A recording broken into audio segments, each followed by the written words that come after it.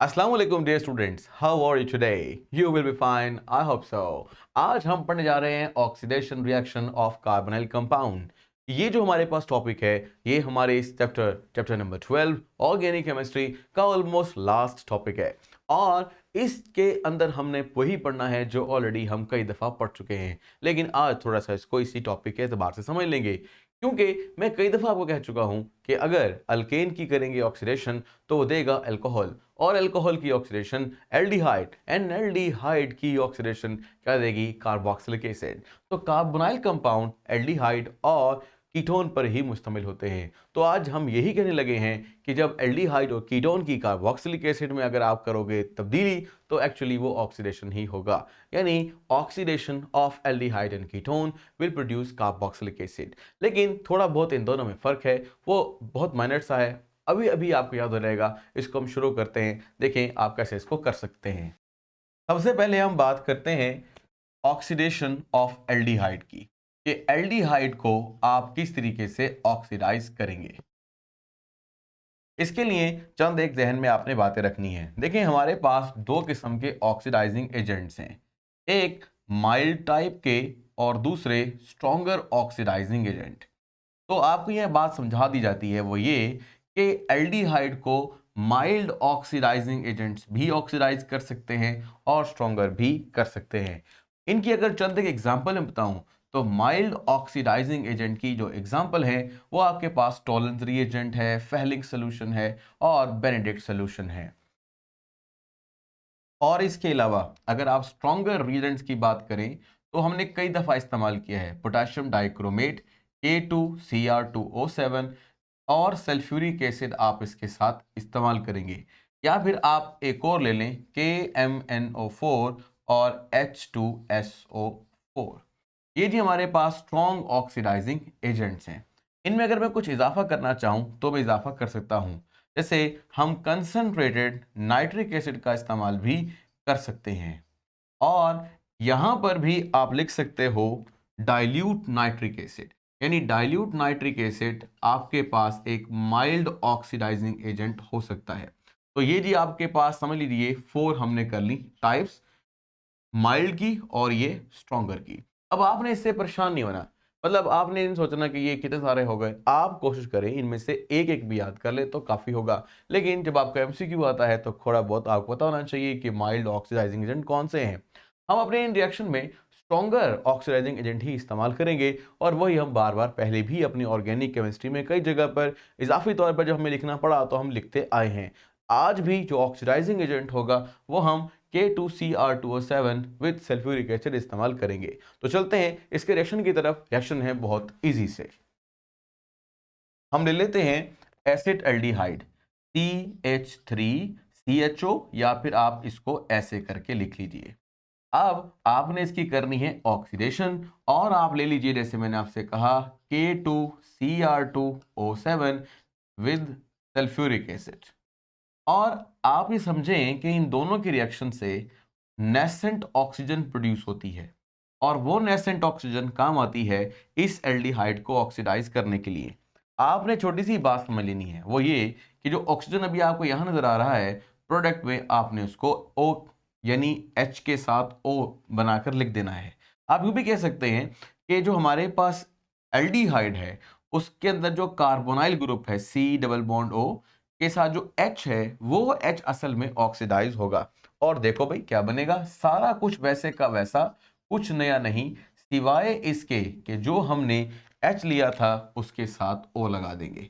ये बन जाएगा एसिटिक एसिड, और ये कार्बोक्सिलिक एसिड भी है। और यही मैंने आपको बात समझाई अभी कि जब भी हम एल्डिहाइड की ऑक्सीडेशन करेंगे तो वो देगा कार्बोक्सिलिक एसिड, और ये हमने लिख दिया। अब अगर मैं आपसे कहता हूं कि मेरे पास एक और एसिड है, देखो इसका नाम था एसिटाल्डिहाइड, और एसिटाल्डिहाइड से आपने क्या बनाया? Acetic acid. और यही आपसे सवाल पूछा जा सकता है एग्जाम के अंदर, convert acetaldehyde into acetic acid या prepare acetic acid from aldehyde. तो आपको खुद समझना है कि एसिड, देखो भाई यहाँ बड़ा ही एहतियात से बात समझनी है जो आपके एग्जाम में आ सकती है। कार्बन कितने हैं? एक और एक, दो। यहाँ कितने कार्बन हैं? एक और एक, दो। इसका मतलब यह है कि अगर क्वेश्चन आ जाए कि prepare acetic acid from aldehyde. अब आप एल्डिहाइड तो कई किस्म के हैं, फिर आप कौन से एल्डिहाइड लेंगे? तो आपको बताना चाहिए कि ऑक्सीडेशन के नतीजे में जो एसिड बनता है उसमें जितने कार्बन होते हैं वही कार्बन इनिशियली जो एल्डिहाइड लेंगे उसमें भी होते हैं। तो अगर आपको 2 कार्बन वाला एसिड चाहिए तो आपको 2 कार्बन वाला एल्डिहाइड ही लेना है। अच्छा, एक एग्जांपल एक और ले लेते हैं और देखते हैं। अब के बार कार्बन की दाद बढ़ा देते हैं, CH3C, देखें CH3 CH2 और C डबल बॉन्ड O और ये आपके पास H। अब के बार हमने लिया है, इसे हम 2 तरह पुकार सकते हैं। अगर आप एक नेम देंगे तो प्रोपेन का ई हटाकर आखिर में AL लगा देंगे तो बन जाएगा प्रोपेनॉल। और अगर आपने इसको, जैसे एसिटिक एसिड कॉमन नेम था, एसीटम सिरके से आया था, इसी तरह प्रोपियन, देखो एसिड का नाम है प्रोपियानिक एसिड, उसका जो माखज या कह लीजिए उससे डिराइव शुदा जो हालत है वो लफ्ज बनेगा प्रोपियन एल्डिहाइड। एसिटिक एसिड से एसिड, प्रोपियोनिक एसिड से प्रोपियोन। अगर बात समझ में नहीं आ रही तो आप समझ लीजिए कि असल में एसिड जो हमें हासिल होता है जैसे सिरके से, उसका नाम रखा गया है सिरके की बजाय या विनेगर की वजह से एसिटिक एसिड। तो इससे डिराइव शुदा या इससे मिलते जुलते हमारे पास जो एल्डिहाइड होगा उसका नाम होगा एसिड एल्डिहाइड। इसी तरीके से अगर हमारे पास यहाँ एसिड हुआ, जैसे अभी बना लेते हैं, पहले हम सारे के सारा अमल कर लेते हैं। वही हमारे पास एक ऑक्सीजन और ये आपके पास एरो, यहाँ पर K2Cr2O7 और H2SO4 क्या बनेंगे? CH3 CH2 C double bond O, CH3 CH2 C double bond O और H के साथ कर डाल देंगे O। अब के 3 कार्बन वाला एसिड बना। तो आप एक नेम तो बड़ा आसान है, प्रोपेन का ई हटाकर ओइक एसिड, प्रोपेनोइक एसिड। लेकिन इसका जो हमारे पास कॉमन नेम है वो है प्रोपियानिक एसिड, और प्रोपियानिक एसिड से अगर यहां लिखेंगे डिराइव करके तो प्रोपियन एल्डिहाइड। एसिटिक एसिड से एसिटाल्डिहाइड, प्रोपियानिक एसिड से प्रोपियन एल्डिहाइड। तो बहरहाल आप लिख सकते हैं अगर आपको यहां पर नजर आ जाए तो।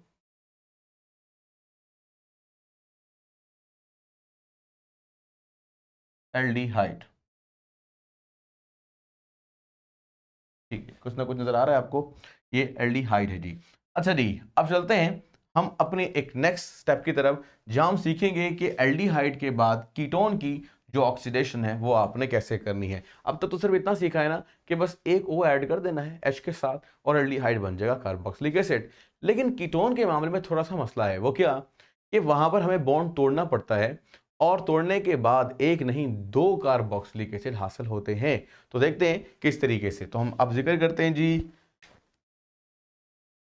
कीटोन्स का, कि कीटोन्स की आप किस तरीके से करोगे ऑक्सीडेशन। यहां मैं आपको बताता चलता हूं वो बात ये कि कीटोन्स की ऑक्सीडेशन माइल्ड ऑक्सीडाइजिंग एजेंट के जरिए से नहीं होती। इसकी रीजन मैंने अभी आपको एक बात बताई है, वो ये कि हमें बॉन्ड तोड़ना पड़ता है और बॉन्ड तोड़ने के लिए ज़्यादा एनर्जी दरकार है, समझ लीजिए ज़्यादा स्ट्रॉन्गर कंडीशन चाहिए या हार्श कंडीशन चाहिए, जो कि सिर्फ स्ट्रॉन्ग ऑक्सीडाइजिंग एजेंट ही दे सकते हैं। तो देखो भाई, बात वही है, एरो पे वही लिखना है। देखें क्या लिखते हैं, सबसे पहले आप ले लें कीटोन। अच्छा, एक बात याद रखें, कीटोन 2 तरह की होती है, एक सिमेट्रिकल और एक अनसिमेट्रिकल। तो अगर किसी को ये नहीं पता कि सिमेट्रिकल कीटोन्स क्या होती हैं तो उनको मैं बता देता हूँ। सबसे पहले तो आपको बताना चाहिए कीटोन क्या होती है। कीटोन में एक कार्बोनाइल ग्रुप होता है, ये जी कार्बोनाइल ग्रुप। अगर इनके दोनों तरफ क्या लगाना है, अल्काइल ग्रुप आर, वो बराबर हो, जो आर यहाँ हो वही आर यहाँ, यहाँ मिथाइल यहाँ methyl, ethyl ethyl, propyl propyl, तो इसे बोलते हैं सिमेट्रिकल कीटोन। और अगर ऐसा ना हो, एक आर अगर मिथाइल हो दूसरा इथाइल हो, तो हम इसे बोलते हैं अनसिमेट्रिकल कीटोन। तो सबसे पहले हम सिमेट्रिकल कीटोन का जिक्र करते हैं कि सिमेट्रिकल कीटोन किस तरह से ऑक्सीडाइज होते हैं। तो फिलहाल मैं अपनी आसानी की खातिर आर की जगह लगाता हूँ CH3 और ये भी आपके पास CH3। आप क्या करेंगे, इसका नाम एसीटोन भी है और 2 मिथाइल ग्रुप है तो डाई मिथाइल कीटोन भी है। अब करना वही है, यहाँ पे आपने लेना है एरो और एरो के ऊपर लगाना है K2Cr2O7 और यहाँ पर H2SO4। अब के बाद आपको एक बात समझ लेनी है, वो क्या, ये जो कीटोन है इसमें से आपने एक बॉन्ड ब्रेक करना है, ठीक है जी। चाहे आप वो वाला हिस्सा ब्रेक कर दें, चाहे यहाँ पर ये हिस्सा ब्रेक कर दें। तो आपने दो कार्बन अलग कर लिए, देखें दो कार्बन से बना है, दो साइड्स अलग कर लिए, एक ये वाला और एक दूसरा। तो देखते हैं अब हमने करना क्या है। आप ऐसा करें, अपने दिमाग में रख ले कि हमने बनाना है क्या, कार्बोक्सिलिक एसिड, एक नहीं दो दफा। तो आपने दोनों दफा कार्बोक्सिलिक एसिड लिखने हैं। भाई कैसे लिखोगे, गौर करो, एक और एक दो कार्बन, तो लगा दो एक और एक दो कार्बन, एक कार्बन बच गया, असल में इसकी ऑक्सीडेशन होनी है, तो ये कार्बन हमने यहां लिख लिया। इसमें क्या रहता है, तीनों कार्बन लिख लिए। अब दो, देखें दो टुकड़े हैं, तीन कार्बन थे, दो टुकड़े हैं, और इन दोनों टुकड़ों को आपने कार्बोक्सिलिक एसिड बनाना है। कैसे, ये देखें यहां पे लगा दें double bond O, O H, यहां पे भी लगा दें डबल बॉन्ड ओ और ओ एच। मेरे पास जगह कम है, आपने आगे करके लिखना है, मतलब ये वाला भी आगे लिख सकते हैं। एनी हाउ, अब आप कहेंगे सर ये क्या, सिर्फ कार्बन लगे हुए हैं, भाई एच भी लगा लीजिए। तो एच लगाने में क्या करना है, आपने ऐसा करना है, जस्ट यहाँ पे लिखें CH3, तो आप देखो गिनती पूरी हो गई। और यहाँ पे क्या लिखोगे, यहाँ पे CH3 नहीं लगाना है क्योंकि कार्बन नहीं बढ़ा सकते। तो एक कार्बन की लास्ट वैलेंसी H से हम क्या करेंगे, जस्टिफाई। तो ऊपर वाला जो एसिड बना CH3COOH, ये बना एसिटिक एसिड, और नीचे वाले एसिड को बोलते हैं फॉर्मिक एसिड, जो कि फॉर्मिका या चूंटी के डंक से डिराइव या हासिल हुआ था फर्स्ट टाइम। तो आपके पास क्या हुआ, फॉर्मिक एसिड और एसिटिक एसिड, दो डिफरेंट किस्म के एसिड बने। तो मैंने आपको क्या समझाया कि अगर सिमेट्रिकल कीटोन होंगे तो सिमेट्रिकल कीटोन के नतीजे में वो कार्बन जो कि कार्बोनाइल ग्रुप से अटैच है, वो वाला या ये वाला, मर्जी है जो मर्जी समझ लें, उसकी हो जाएगी ज्यादा ऑक्सीडेशन। तो देखो इस कार्बन की ऐसी ऑक्सीडेशन हुई कि एक ओ ये मिला, एक ओ ये मिला, ज्यादा ऑक्सीजन मिल गया ना। तो ये आपके पास क्या हुआ, ऑक्सीडाइज होने के बाद एसिड बन गया और ऊपर भी एक एसिड बन गया। तो फिलहाल मैं यहाँ पे डाल रहा हूँ प्लस का साइन, एसिटिक एसिड और फॉर्मिक एसिड आप साथ साथ लिखे। ये लिखने की आदत डालें जब भी आप रिएक्शन कर रहे हो और अपने एग्जाम में स्पेशली कर रहे हो, टेस्ट में कर रहे हो, तो नीचे ब्रैकेट देकर क्या किया करें, नाम लिखा करें, जैसे कि ये मैंने नाम यहाँ पर लिखे हैं। हाँ जी, अब दूसरा टर्म आता है सिमेट्रिकल के बाद अनसिमेट्रिकल। तो अनसिमेट्रिकल कैसे होंगे, अनसिमेट्रिकल मैंने आपको समझाया कि जिसमें दोनों आर बराबर नहीं होते। तो यहां पर अब हम इसकी एग्जांपल लेते हैं अनसिमेट्रिकल कीटोन की। तो सबसे पहले हम ले लेते हैं एग्जांपल, सपोज कीजिए एक ये रहा carbon, T double bond O, एक तरफ लगा देते हैं फॉर एग्जांपल CH3, और एक तरफ लगा देते हैं CH2CH3 यानी इथाइल। इधर लगाया है इथाइल, इधर लगाया है मिथाइल। तो अब तो ये नहीं रहे सिमेट्रिकल, बराबर नहीं रहे। अब करना क्या है, अब तरीकाकार ये है, देखें यहां मैंने ना ऑक्सीजन की तादाद देखिएगा, चेक कीजिएगा, 1, ये 2 और ये 3, ठीक है जी, और ये 4, कुल 4 ऑक्सीजन है। यहाँ पे कितने ऑक्सीजन है, एक। तो अब क्या करना पड़ेगा, 3 ऑक्सीजन और डालने चाहिए। तो मैं यहाँ पर 3 ऑक्सीजन यहाँ पर डाल देता हूँ, 3 नेसेंट ऑक्सीजन। बिल्कुल सेम टू सेम यहां पर भी ऐसा होने वाला है, लेकिन पहले हम एक काम करते हैं, रिएक्शन को कंप्लीट करते हैं और फिर आखिर में जो कुछ बच जाएगा उसको हम लिख लेंगे। हाँ जी, तो वही K2Cr2O7 in the presence of sulphuric acid which produce nascent oxygen. अब क्या करना है जी, अब रूल ये कहता है कि जब आप ऑक्सीडाइज करोगे तो आपको एक बॉन्ड तोड़ना होगा। नंबर 1, कौन सा बॉन्ड तोड़ना होगा, आपने ये बात याद रखनी है कि दोनों तरफ के जो आर आर है, जो छोटा आर है, छोटे कार्बन या कम कार्बन की तादाद है, वो कार्बोनाइल ग्रुप के साथ रहेगा और दूसरा हो जाएगा अलहदा। यानी यहां पर भी दो ही आपके पास टुकड़े बनेंगे। तो दो टुकड़ों में यहां पर कितने एच हैं भाई, ये हमारे पास एच की तादाद है एक, और सॉरी कार्बन की तादाद है एक और एक दो, और यहां पे कार्बन की तादाद एक और एक दो, दोनों को लिखें जैसे हमने ऊपर लिखा था। ये देखें मैं यहां नीचे की तरफ लिख रहा हूं C और C, एक और एक दो कार्बन हो गए, और फिर उसके बाद प्लस एक और एक दो कार्बन हो गए, ठीक है। अब क्या करें, जो पहले किया था कार्बोक्सिलिक एसिड बनाते दोनों के दोनों को, तो बना देते हैं। देखो भाई डबल बॉन्ड O और OH, यहां पर भी डबल बॉन्ड O और आपके पास OH, ठीक है जी, थोड़ा सा इसको करीब कर ले, नजर नहीं आएगा। हाँ जी, अच्छा आप देख रहे हो दोनों को कार्बोक्सिलिक एसिड बना दिया, मसला ही कोई नहीं है। बाकी क्या करें भाई, गिनती पूरी करनी है हाइड्रोजन की, कर लेते हैं। ये देखें जी, CH3 और यहां पर भी CH3। अगर मैं आपको एक बात बताऊं कि ये CH3 क्या है, मैंने आपसे कहा था ना C डबल बॉन्ड O, ये रहा वो C डबल बॉन्ड O, और इसके साथ CH3 रहेगा, तो ये रहा वो CH3 जो इसके साथ रहता है। तो आप देख रहे हो कि C double bond O CH3 यही है जो साथ रहता था, और बाकी हमने यहाँ पर इजाफा किया मजीद ऑक्सीजन का, और H लगाना पड़ेगा। बाकी सेम टू सेम इन्हीं दो कार्बन को भी कार्बोक्सिलिक एसिड बनाया।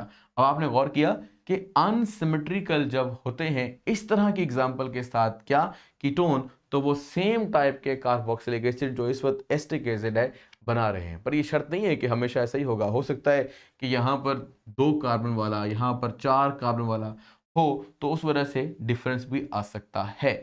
तो बहरहाल हमने यहाँ पर बात समझी है कि जो हमारी एग्जांपल है इसके मुताबिक unsymmetrical ketone same type of carboxylic acid लेकिन 2 कार्बोक्सिलिक एसिड देते हैं, और सिमेट्रिकल कीटोन भी 2 कार्बोक्सिलिक एसिड देते हैं लेकिन दोनों के दोनों डिफरेंट देते हैं। ठीक है जी, ये है आपके पास अनसिमेट्रिकल कीटोन के बारे में कि किस तरीके से ये कीटोन हुए ऑक्सीडाइज। तो ये था जी हमारे पास आज का छोटा सा टॉपिक, उम्मीद है समझ में आ गई होगी। लाइक शेयर एंड सब्सक्राइब तो ज़रूर करें, और अपने दोस्तों को बताते भी रहें ताकि उनका भी फ़ायदा हो जाए। तो अब तक के लिए अल्लाह हाफिज़।